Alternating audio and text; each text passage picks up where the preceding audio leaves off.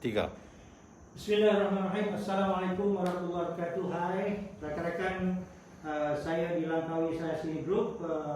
Saya Datuk Nawi bin Ahmad, Ketua UMNO Bahagian Langkawi. Pada hari ini ada buat satu program Bual Bicara bersama tetamu khas saya, iaitu Cik Zainuddin ataupun Cik Din daripada LTA, CEO LTA, Langkawi Tourism Association. Tajuk perbincangan kita pada pagi ini adalah tentang agenda pembukaan sektor pelancongan Langkawi yang dijangkakan pada September akan datang, esok lusa ni dah September.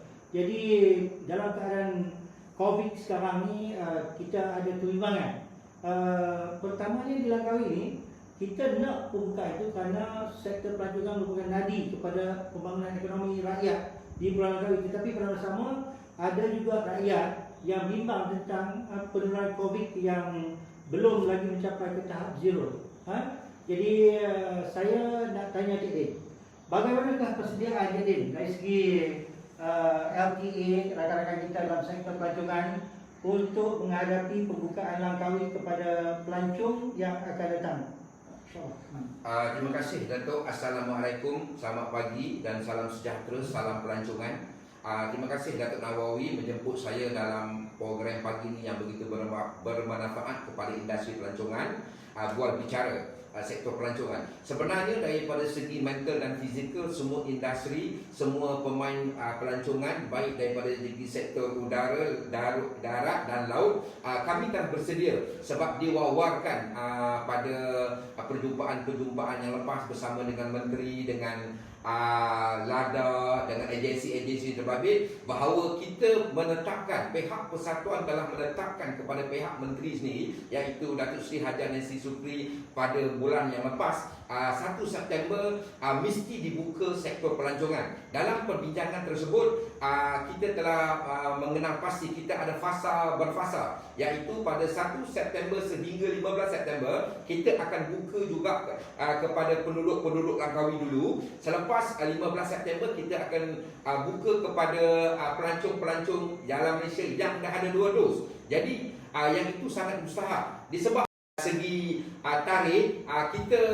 di industri pelancongan di seluruh Langkawi macam mana pun kita menetapkan 1 September sehingga 15 September adalah tarikh yang paling mustahak untuk kita buka. Dan dalam masa yang sama juga, kebimbangan turut dirasai oleh semua pihak, termasuk penduduk Langkawi sendiri, orang luar dan pada pelancong-pelancong di seluruh Malaysia dengan peningkatan kes. Kita ni sebenarnya kena hidup dalam zaman COVID. Jadi apa yang boleh dilakukan daripada segi untuk mengawal, kita berharap pihak kerajaan, khasnya pihak penguasaan iaitu PDRM, KKM, mengetatkan penguasaan. Itu saja jalan yang terbaik untuk kita membuka sektor pelancongan. Dalam masa yang sama, kita mengekang wabak itu daripada terus merebak. Dalam erti kata Langkawi, kita perlu ada pro and con. Jadi pro and con ni maksud dia, sektor harus dibuka, penyakit COVID harus dikawal. Itu adalah satu benda yang paling mustahak dan perlu diambil serius dalam untuk pembukaan sektor pelancongan. Okey, maksudnya satu, Cik Din dan kawan-kawan sudah bersedia untuk membuat percubaan bagi membuka sektor pelancongan untuk testing dulu, untuk testing rakyat Langkawi 1 hingga 15 September supaya dapur elok, tempat kursi semua okey, pekerja semua ready sebelum menerima pelancong-pelancong 2 dos daripada tempat lain.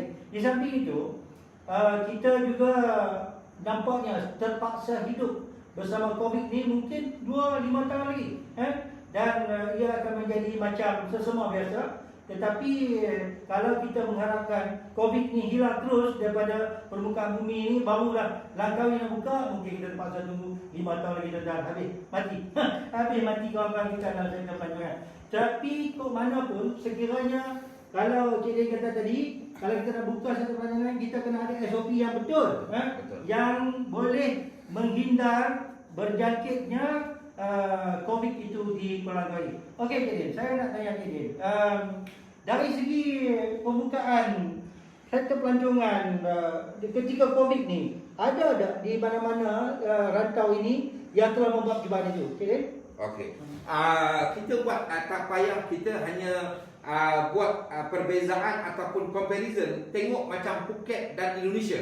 Phuket telah membuka sektor pelancongan yang itu Phuket Sandbox dan mereka berjaya. Sebenarnya apabila pihak media mewawarkan bahawa Phuket buka dan tutup, itu adalah satu persepsi yang tidak betul. Disebabkan kerajaan menutup hanya untuk kepada orang-orang Thailand sendiri, kepada pelancong-pelancong luar negara, iaitu daripada benua Eropah, daripada Mediterranean, masih boleh berkunjung ke Phuket. Ini adalah sesuatu yang sangat bagus apabila kerajaan menyekat penduduk-penduduk luar daripada Phuket, membanjiri Phuket untuk membuat pekerjaan. Sebab tu apabila terlalu ramai penduduk-penduduk Thailand itu sendiri membanjiri Phuket, dia telah menimbulkan kluster yang baru. Jadi pihak kerajaan Thailand telah memberhentikan stop daripada orang-orang luar daripada Phuket membanjiri Phuket, dan mereka berjaya. Dan seterusnya iaitu Indonesia telah membuka sektor pelancongan kepada Singapura, yang itu membuka Bintan, iaitu Pulau Bintan. Pulau Bintan ini adalah begitu hampir dengan Singapura, dan mereka membuka sektor pelancongan pada bulan September, pada 1 September mereka akan buka. Jadi itulah contoh-contoh yang boleh kerajaan Malaysia mengikuti dan boleh diambil sebagai contoh. Kenapa kerajaan Malaysia memilih Langkawi sebagai pilot project? Disebabkan kita hanya ada 2 pintu masuk saja, melalui udara atau melalui laut. Jadi untuk kita kontrol amat mudah, dan saya rasa ini adalah tempat yang infranya sangat bagus, banyak tempat-tempat yang boleh dilawati, dan kita senang untuk kontrol wabak tu lebih merebak, lebih teruk, dan seterusnya ekonomi kepada komuniti-komuniti boleh bergerak dengan jayanya. Ya, saya rasa pendapat Cik itu cukup bagus, kerana kerajaan kita yang baru pada hari ini patut mengambil contoh iktibar daripada Phuket dan juga di Indonesia, bagaimana keadaan mereka yang positif dan negatif. Yang negatif kita boleh tutup, yang positif gunakan. Di samping itu, Langkawi merupakan satu tempat yang cukup baik untuk diadakan bagi pilot projek pembukaan pelancongan, kerana kalau di Langkawi berjaya, maka yang sama untuk kawasan-kawasan lain di seluruh negara. Okey, Jadil. Saya nak tanya Jadil, dari sektor pelancongan di Langkawi ini, berapa ramaikah manusia yang terlibat daripada 118,000 penduduk kecil, besar, tua, muda, daripada budak kecil sampai umur 100 tahun, ada lebih kurang 118,000. Berapa ramaikah di antara mereka ini yang terlibat dengan sektor pelancongan secara terus, dan berapa ramaikah yang telah mengalami masalah VSS dan sebagainya? Okey. Terima kasih Datuk. Satu soalan yang bagus Datuk. Jadi ini adalah data yang kita dapat, data yang kita selalu bermesyuarat bersama dengan agensi-agensi kerajaan, khasnya pihak LADA, pihak Jabatan Perangkaan. Orang yang terlibat dengan pelancongan secara langsung adalah 61,000 dan 80% adalah terlibat dalam sektor pelancongan. Jadi apabila berlakunya PKP yang pertama sehingga PKP 3.0, maka orang-orang yang telah diberhentikan dan di VSS adalah 28,000, satu angka yang amat menyedihkan. Dan diharap pihak kerajaan yang baru ni boleh melihat perkara ini, dan saya amat duka citalah daripada pihak kerajaan yang terdahulu yang mula-mula apakah tindakan yang patut diambilkah dalam soal menolong. Tapi rasanya industri pelancongan ni seperti dianaktirikan. Jadi kita harap saya selaku CEO Persatuan Pelancongan Langkawi terus bersama-sama dengan kerajaan yang baru ni untuk membangunkan balik, bangkit balik ekonomi kita yang telah lumpuh. Jadi daripada data 28,000 tu, ada setengah-setengah yang dah BSS, ada yang dah balik kampung, ada yang masih lagi menunggu sinar di hujung terowong. Jadi apabila kerajaan hari ini mengangkat sumpah dengan barisan-barisan kabinet pada pukul 2.30 petang, saya rasa ia amat bertepatan supaya melihat perkara ini dengan secara jelas, dengan secara detail, supaya kita boleh beralih ke fasa 2. Iaitu negeri Kedah ni baru menerima suntikan itu 41% dan antara tempat-tempat yang begitu pantas. Jadi untuk mencapai fasa 2 ni kurang-kurangnya kita mesti mendapat 50% suntikan. Jadi saya rasa PM pun begitu komited dalam semalam dalam buletin utama telah mengarahkan negeri-negeri terbabit untuk mencapai macam mana pun. Perkataan yang paling saya suka adalah by hook by crook. Mesti sekurang-kurangnya iaitu pada penghujung September kita dah mencapai 50% dan boleh pergi ke fasa 2. Jadi itulah satu saranan yang baik yang harus diambil kira oleh kerajaan negeri sendiri dan khasnya kepada seluruh agensi-agensi yang terbabit. Ini amat berita yang baik. Yang kurang baik adalah daripada segi tadilah statik pekerja-pekerja hotel itu sendiri, dan saya amat kecewalah dengan kerajaan terdahulu kerana melihat perkara ini seperti dianaktirikan. Jadi diharap kepada pihak kerajaan yang baru ini boleh melihat perkara ini, memberi sinar kepada mereka untuk terus sama-sama membangunkan ekonomi kita yang dah lumpuh lebih kurang mengambil masa 2 tahun itu. Terima kasih. Oh, sangat menarik. Saya dapati sektor pelancongan merupakan satu sektor yang amat besar kepada penduduk Pulau Langkawi, iaitu 61,000 orang yang terlibat secara langsung daripada 180,000 penduduk, ataupun 80% daripada pekerjaan di Langkawi adalah bersangkut paut dengan sektor pelancongan ini, termasuklah makcik yang jual semua.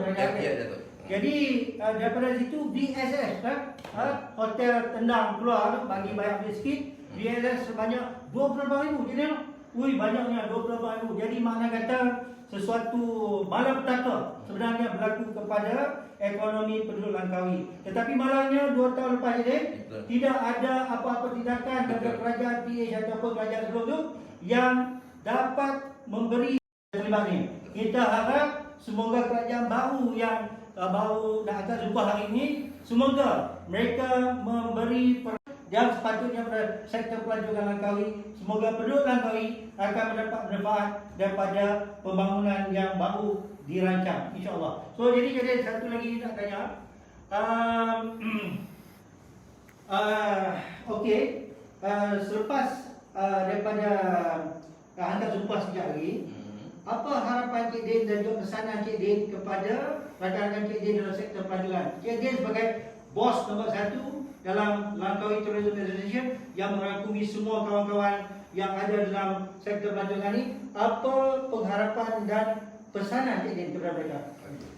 Terima kasih Datuk. Pengharapan kepada kerajaan baru ni adalah saya mewakili semua ahli-ahli persatuan pelancongan Langkawi dan seluruhnya pemain-pemain industri mengharapkan, dan saya sendiri akan bagi full komitmen menyokong kerajaan yang ada demi kebaikan semua pemain-pemain industri pelancongan. Dan diharapkan apa yang pihak pemain-pemain industri pelancongan Langkawi hanya ingin satu, iaitu sektor pelancongan dibuka dengan segera seperti yang saya nyatakan, iaitu pada 1 September. Jadi itulah harapan dan itulah komitmen semua pemain-pemain industri untuk mengembangkan ekonomi kita yang memang dah terkesan lebih kurang dalam 2 tahun. Jadi banyak kes-kes yang berlaku yang amat menyedihkan, seperti pendapatan-pendapatan. Jadi mereka ini semua harus dibantu dengan satu cara saja, iaitu membuka sektor pelancongan. Dan diharap kepada Menteri Pelancongan yang akan dilantik, yang dah dilantik tetapi belum mengangkat sumpah pada pukul 2.30 petang ni, boleh begitu agresif dan mempercepatkan apa yang telah diplan, apa yang telah dibincangkan dalam mesyuarat terdahulu. Disebabkan Kerajaan Perikatan Nasional,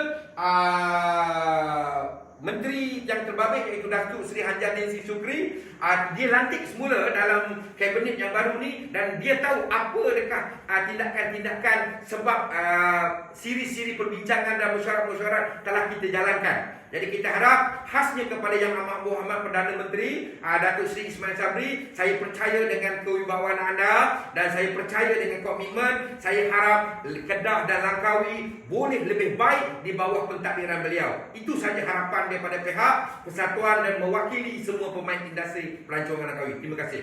Terima kasih Cik Din. Begitulah tuan-tuan, bicara pagi ini, bicara bersama dengan Cik Din, iaitu CEO LTA, Langkawi Tourism Association, yang telah memberi pendapat dan pandangan yang cukup bernas tentang tadi. Dan saya mengucapkan tahniah kepada LTA, terutamanya kepada Cik Din yang sangat aktif dalam perjuangan untuk memperkemaskan sektor pelancongan di Pulau Langkawi.